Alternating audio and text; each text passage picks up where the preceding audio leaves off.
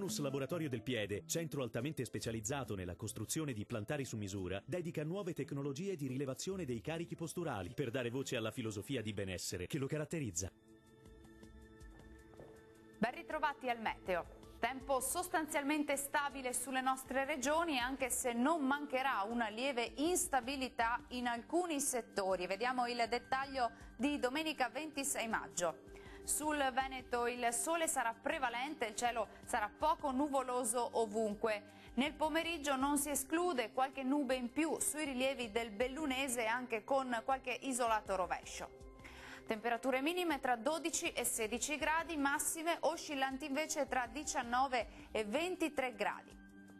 Ci spostiamo ora sul Friuli Venezia Giulia, dove il tempo sarà asciutto e stabile dappertutto. Sarà infatti una bella giornata di sole e il cielo sarà sereno o al massimo con la presenza di poche nubi a carattere sparso.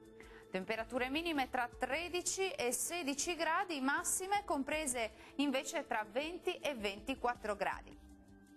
Raggiungiamo infine il Trentino Alto Adige, dove invece la situazione cambia perché avremo piogge sparse ma piuttosto frequenti, localmente anche alternate a qualche schiarita.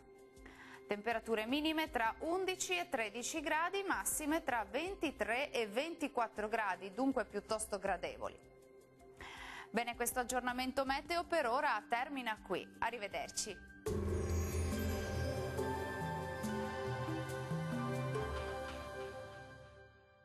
Tonus è il miglior negozio di calzature moda comoda. Qui troverete il più vasto assortimento di calzature Fratelli Tomasi. Eleganza e comodità, perché camminare è vivere.